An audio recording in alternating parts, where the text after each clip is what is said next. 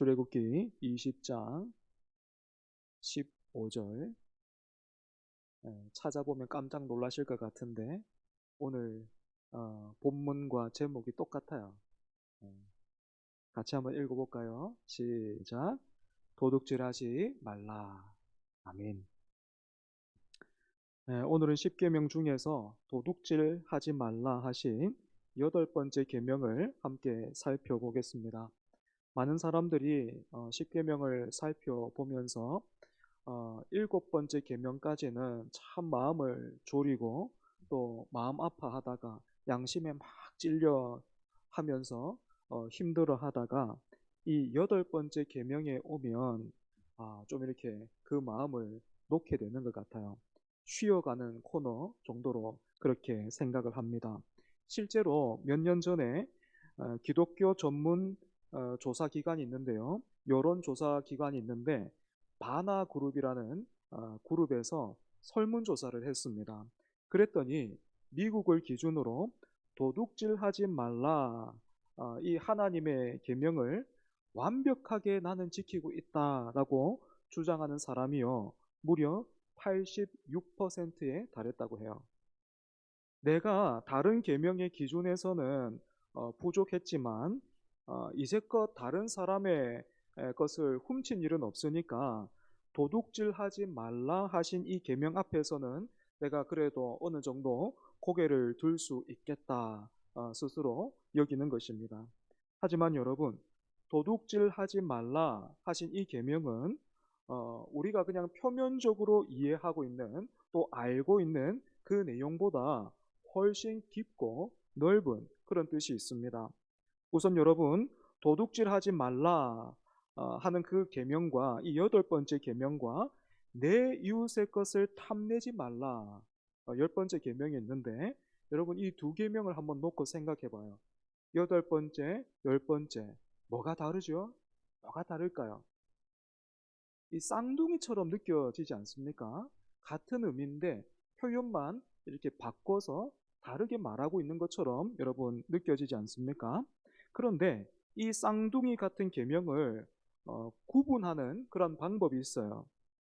8번째 계명은 사람에 관한 것이고 10번째 계명은 물건에 관한 것이다, 이렇게 보는 것입니다. 당연히 여기에는 근거가 있는데요.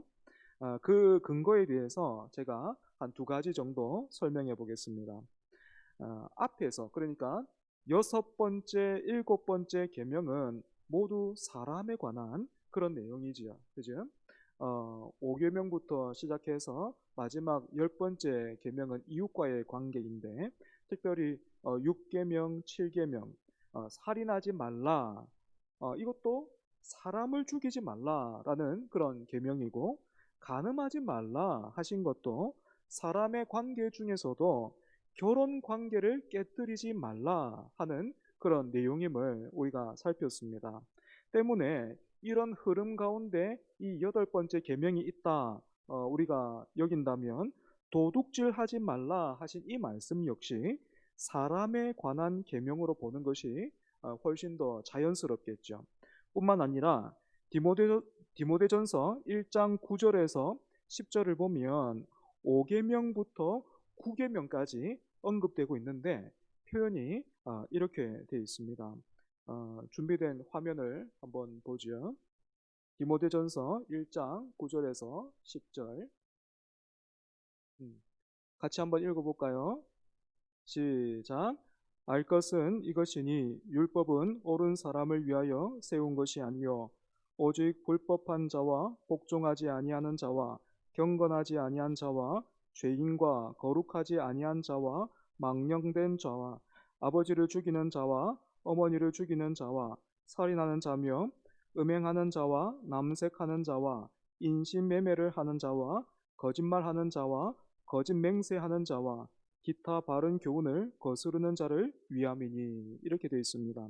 여러분 화면 다시 한번 잘 보십시오. 9절 마지막 부분에서 아버지를 죽이는 자와 어머니를 죽이는 자는 내 부모를 공경하라 하신 5번째 계명에 해당되지요. 그리고 살인하는 자는 살인하지 말라 하신 여섯 번째 계명이고, 또 음행하는 자와 남색하는 자는 간음하지 말라 하신 일곱 번째 계명에 해당됩니다. 그러니까 순서대로 지금 이렇게 나오고 있죠, 그죠? 그리고 여덟 번째 건너뛰어서요. 거짓말하는 자와 거짓 맹세하는 자와 기타 바른 교훈을 거스르는 자는 아홉 번째 계명에 해당되는데, 그렇다면 이 여덟 번째 도둑질하지 말라 그 순서에 여러분 어떻게 표현되고 있습니까? 인신매매를 하는 자 이렇게 되어 있습니다. 어떻습니까?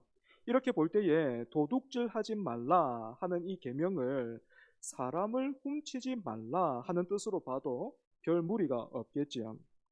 여러분, 이처럼 여덟 번째 계명이 물건이 아니라 1차적으로 사람을 향하고 있다라는 것은 무엇을 의미합니까? 사람을 도둑질하는 일이 구약 시대나 또 신약 시대나 비일비재했다라는 것을 의미하죠. 모세 당시만 해도 사람을 노예로 파는 것은 사회 전체의 관습으로 정착되어 있었고, 또 노예는 가장 비싼 어떤 동산으로 취급되기도 했기 때문에 사람을 유괴해서 파는 일이 종종 있었습니다.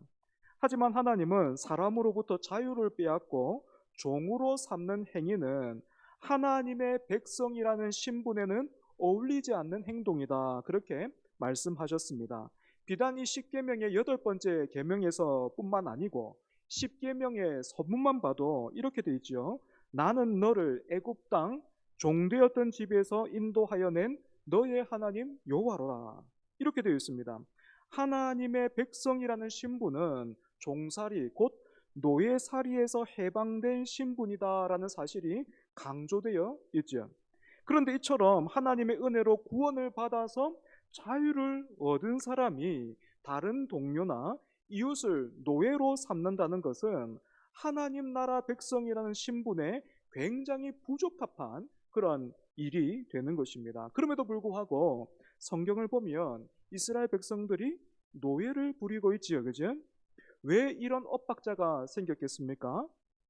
하나님의 말씀을 이해하는 수준이 그 시대에는 그만큼 낮았고, 또 이미 형성되어 있는 관습을 뛰어넘어서 말씀에 순종할 힘과 능력이 없었기 때문입니다. 그래서 여러분, 이렇게 무지하고 연약한 백성들을 하나님이 어떻게 이끄십니까? 노예 제도를 완전히 금하기보다는 노예 제도에 뒤따르는 폐해를 줄이는 그런 방법으로, 그런 길로 인도하셔서 다른 이방 나라들과는 구별된 삶을 살도록 하셨습니다. 다른 나라에서는 한 번 노예는 영원한 노예지요, 그죠?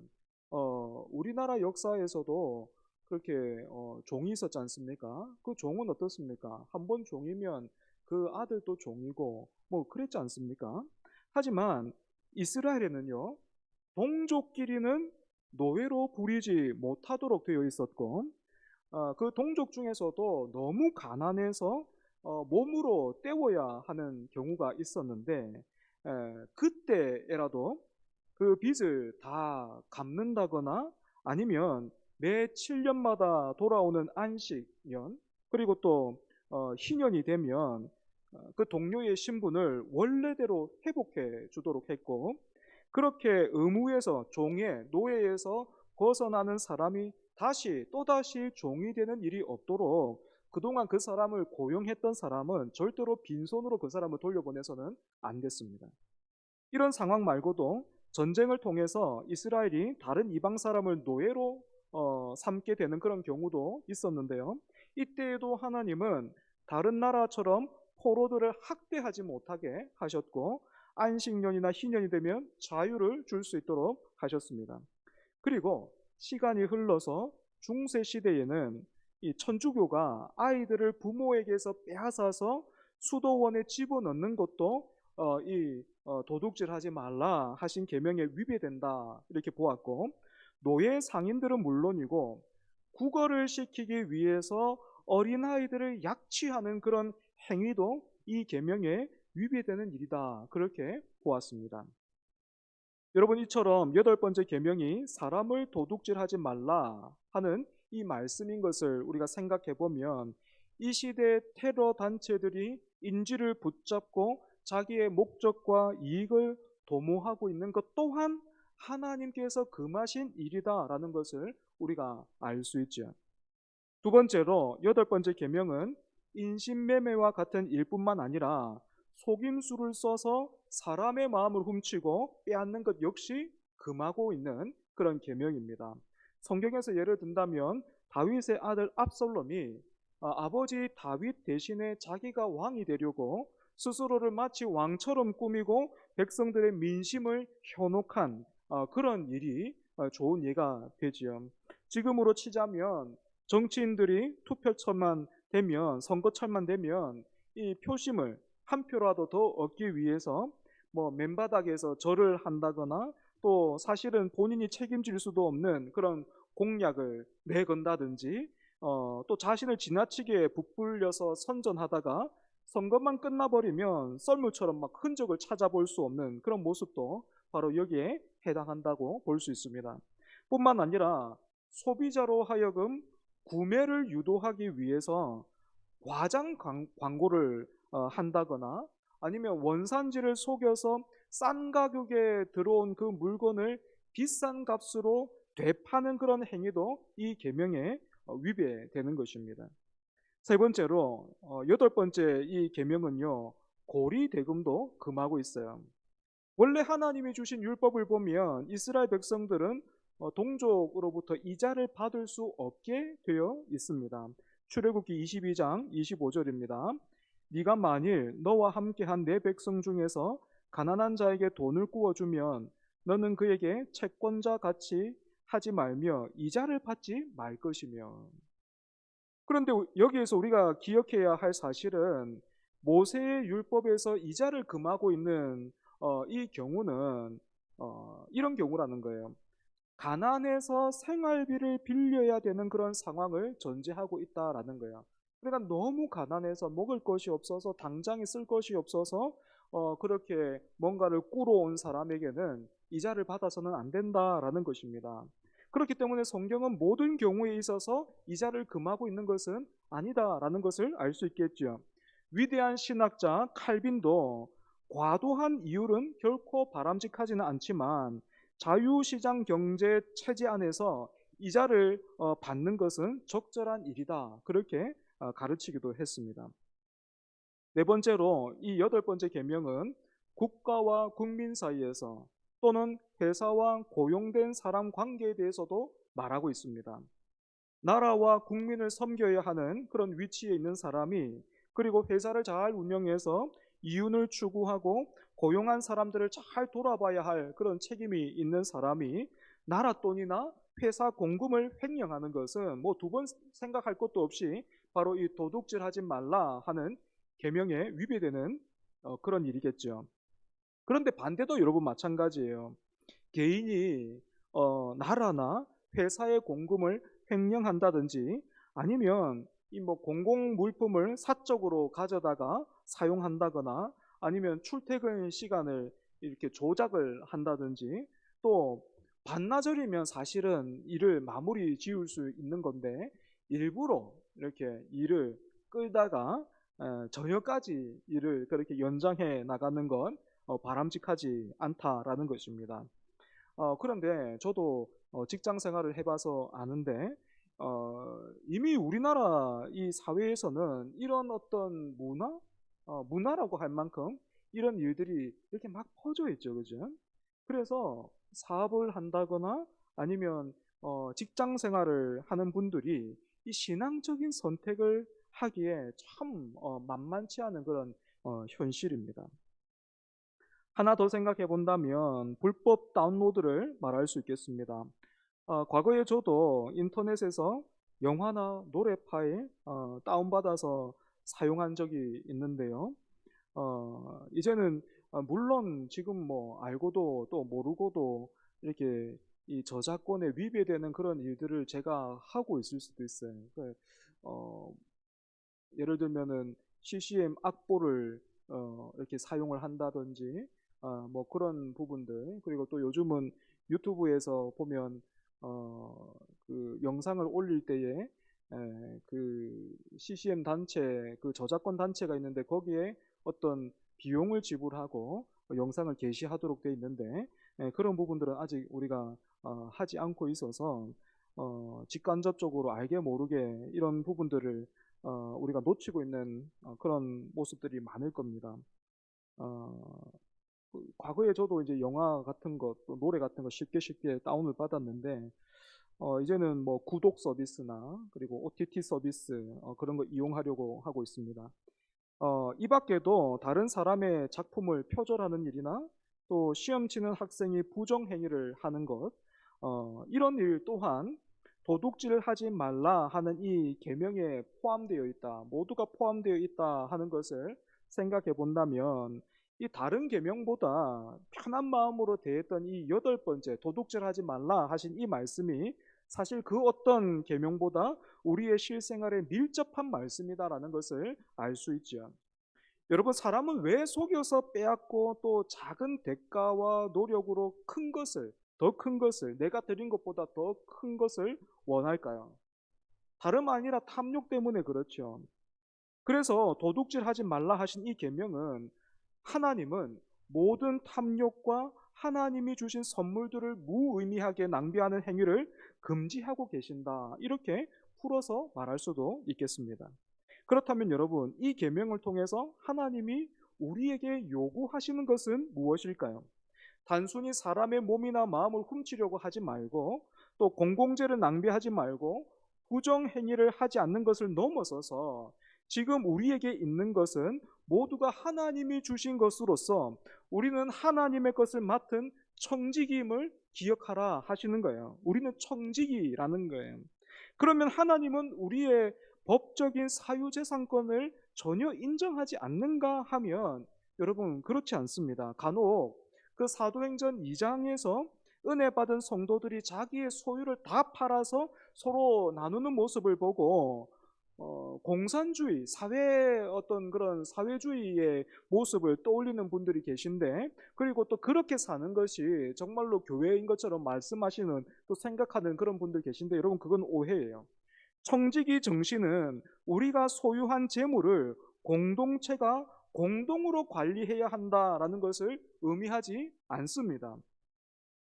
앞서 말씀드렸던 사도행전 2장의 모습은 성도들이 자발적으로 바친 재물을 교회 차원에서 관리했다라는 것을 보여주고 의미하고 있는 것이지 공산주의나 사회주의를 주장하는 것이 절대로 아닌 거죠. 만약 그랬다면 도둑질 하지 말라라는 이 계명도 사실은 이렇게 어떻게 보면 성립되지 않는 그런 말일 수도 있습니다. 도둑질 하지 말라라는 이 말씀 자체가 사유재산을 인정하고 있다라는 또 다른 표현이 되기 때문이죠. 성도들은 정당한 노동의 대가로 또는 정당한 상속 등의 방법으로 얻은 재화에 대해서 정당한 소유권을 가질 수 있습니다. 그리고 그렇게 얻은 것을 하나님이 주신 축복이라 여겨도 문제가 없어요. 하지만 재산 그 자체에 집착하지 않고 하나님이 요구하시면 언제든지 그것을 희생시킬 수 있는 마음의 준비를 갖춘 사람만이 정말로 재산을 소유할 수 있는 자격이 있는 사람입니다. 하지만 여러분, 목사로부터 또 교회에서 이런 말을 들으면 어떻습니까? 도대체 무엇을 얼마나 내놓으라고 하는가 싶어서 긴장이 되고 마음이 불편하죠. 그죠? 하지만 여러분, 저는 이렇게 말하고 있는 게 아니에요. 돈 뭐 그거 별 겁니까? 있다가도 없고 없다가도 있는 거 아닙니까? 왜 거기에 그렇게 집착을 합니까? 그거 다 헛된 것이니 그냥 다 교회에 바치십시오. 다 그냥 교회로 가져와서 이 앞에 바치십시오. 여러분 이렇게 말하고 있는 것이 아닙니다. 우리 예수님은 이 땅의 보물을 원하는 우리의 그런 바람을 꾸짖지 않으십니다. 대신에 세상의 소유가 영원히 지속되거나 진정한 만족을 줄 것이다 라고 생각하는 어리석은 사람들을 예수님은 나무라시는 거예요. 꾸짖는 거예요. 서양 속담에 이런 말이 있다고 그래요. 영구차 뒤에 이삿짐 차가 따라가는 법은 없다. 장래 차 뒤에 이삿짐 차가 따라가는 법은 없다라는 거죠. 사랑하는 여러분, 우리 예수님은 이와 같이 우리에게 말씀하십니다. 안정되고 안전한 삶을 원해? 충분한 것을 먹고 싶은가? 큰 집, 대저택과 또 궁궐 같은 그런 집을 소유하고 싶은가? 정말 높은 사람이 돼서 온 천지를 다스리고 싶은가? 결코 썩지 않을 보물과 또 결코 떨어지지 않을 주식과 또 결코 가치가 떨어지지 않는 어떤 그런 연금을 갖고 싶은가? 좋다. 그것을 가질 수 있는 방법을 말해주겠다. 너희 보물을 하늘에 쌓아두라. 그곳에는 좀도 없고 동록도 없고 경기 침체도 없다. 진정으로 중요한 것이 무엇인지 한번 생각해 보라. 안전한 삶을 원하는 욕망은 절대로 결코 나쁘지 않다. 소유를 원하는 욕망도 나쁘지 않다. 기쁨을 원하는 욕망도 마찬가지다. 그러나 예수님은 그런 욕망에 이끌려 어리석은 바보가 되면 안 된다. 이렇게 말씀하고 계시는 것입니다. 말씀을 정리하겠습니다. 오늘 우리가 배운 이제 8계명, 여덟 번째 계명이 가르치는 바를 우리가 다시 한번 정리해보는 의미로 하이델베르크 요리문답 110문과 111문을 함께 읽고 마치겠습니다. 먼저 110문입니다. 제가 질문을 하면 여러분들이 답을 같이 읽어주시면 감사하겠습니다. 하나님께서는 8계명에서 무엇을 금하십니까? 시작. 하나님께서는 국가가 벌할 수 있는 도둑질과 강도질만을 금하실 뿐 아니라 이웃의 소유를 가로채려고 하는 악한 속임수와 간사한 꾀도 다 도둑질이라고 말씀하십니다. 강제로 또는 합법이라는 탈을 쓰고 이런 일들을 저지를 수 있는데 곧 거짓 저울이나 잔화돼 불량품, 위조지폐, 고리대금 그 밖에 하나님께서 금하신 일들을 말합니다. 또 모든 탐욕을 금하시고 하나님의 선물을 아무렇게나 헛되이 쓰는 것도 금하십니다. 예, 111문입니다. 그렇다면 하나님께서 8계명에서 요구하시는 것은 무엇입니까? 시작. 할 수 있고 해도 될 경우에는 언제든지 내 이웃의 유익을 증진하고 남에게 대접을 받고자 하는 대로 내 이웃을 대접하고 나아가 가난한 사람을 도울 수 있도록 성실하게 일하라는 것입니다. 예. 우리가 배운 대로 또 익힌 대로 그렇게 살아가기를 바랍니다. 기도하겠습니다. 하나님 아버지, 도둑질하지 말라 하신 계명을 오늘 함께 배웠습니다. 그 계명 앞에서 나는 제법 잘하고 있다 여겼는데 말씀을 통해서 그 깊이와 너비를 살피고 나니 하나님, 우리의 삶 여기저기에 그리고 또 오늘 내 안에 탐욕을 발견합니다. 하나님 아버지, 이 탐욕에 이끌려 살아가지 않도록 우리에게 성령 충만함을 허락하여 주시옵소서. 내가 누리고 내가 가진 모든 것들이 하나님께서 은혜로 주신 선물임을 기억하고 우리가 맡은 청지기임을 또한 기억하고 내 뜻대로가 아니라 하나님께서 기뻐하시는 그 뜻대로 우리가 살기를 힘쓰는 우리 모두가 되게 하여 주시옵소서. 주일만이 주님의 날이 아니라 주일을 잘 보낸 사람이 나머지 6일도 주님의 날임을 알고 순종하고 충성하는 것처럼 우리 또한 그와 같이 살아가게 하여 주시고 또 11조 역시도 10개 중에 한 개만 드리면 9개가 내 것이 되는 것이 아니라 그 모든 것이 10개가 다 하나님의 소유임을 한 개를 드림으로 고백하는 것처럼 그래서 나머지 9도 하나님의 뜻대로 사용하기를 힘써야 하는 것처럼 우리가 참으로 믿는 자처럼 믿는 자답게 살아갈 수 있게 하여 주시옵소서. 하나님, 그래서 탐욕이 일반이 되어 있는 이 세상에서 내가 거룩하니 너희도 거룩하라 하신 그 계명을 쫓아 살아가는 우리 모두가 되게 하여 주옵소서. 하나님, 사랑하는 우리 성도들의 삶과 그 필요를 하나님께서 아시지요. 아굴의 잠언처럼 아굴이 그렇게 기도했던 것처럼 우리 성도들로 하여금 너무 가난하게도 하지 마시고 너무 부하게도 하지 마시고 너무 가난해서 하나님의 영광에 먹칠하는 자 되지 말게 하시고 너무 부해서 교만함으로 하나님을 잊는 자 되지 말게 하여 주시고 하나님께서 허락하신 지금의 삶에서 자족하며 하나님의 영광을 위해서 살아가기를 힘쓰는 우리 모두가 되게 하여 주시옵소서. 그와 같이 살아갈 수 있도록 우리에게 믿음을 더하여 주옵소서. 예수님 이름으로 기도합니다. 아멘. 축도하겠습니다.